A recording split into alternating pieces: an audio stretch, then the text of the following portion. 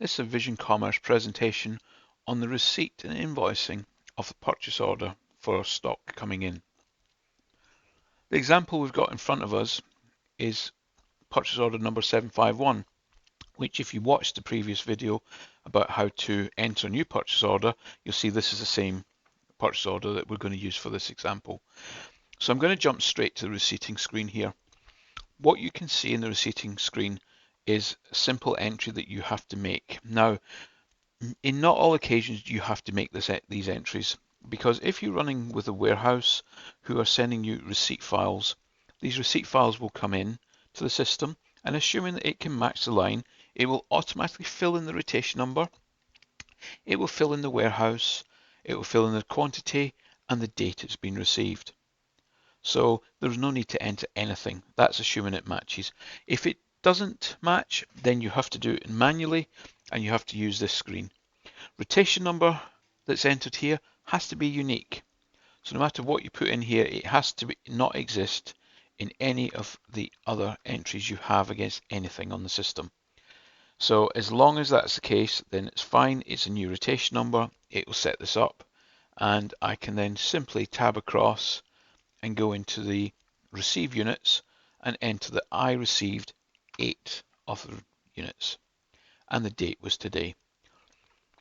At that point, I've finished the entry. I can then hit save, and it does ask you, is it definitely today you received it? Because generally customers put these entries in after the event. So that's why we always have to ask this question. So I'm going to just say yes, and the order then saves itself. And if I then go back to the receiving, you'll notice now the system's automatically created a second line for the balance of the stock, which will come in maybe at another date, and it'll get its own rotation number.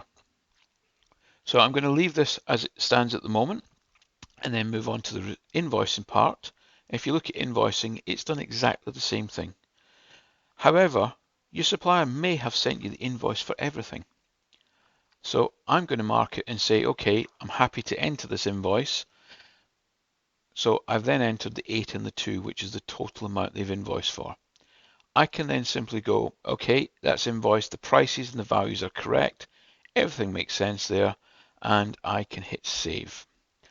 At this point, you'll get a warning message that just says basically new invoices have been added, VAT analysis screen will follow. And when the VAT analysis screen comes up, you can then enter the invoice number from your supplier. And you're just generally checking the transaction date and the values. If everything agrees here, then we simply hit process, and this will post into the finance system. When it posts in directly, it only takes a second, and then it's in the system. What you'll now notice is that the system has updated the line. The top line can't be changed anymore because effectively we received 8, we've been invoiced for 8. The line beneath it is still white because actually we haven't received the other 2 items. You can at any point post an invoice before you get the stock. We never advise you doing it this way because then you lose control. However, there are accrual reports that do show you what stock has arrived, which hasn't been invoiced, and what has been invoiced and has not arrived. Where you are connected to the warehouse system may send you rotation notes. These are the notes that are recorded by the warehouse on the receipt. If there are any notes, they will show in the section at the bottom here, and you can simply click on the rotation notes box and it will show you.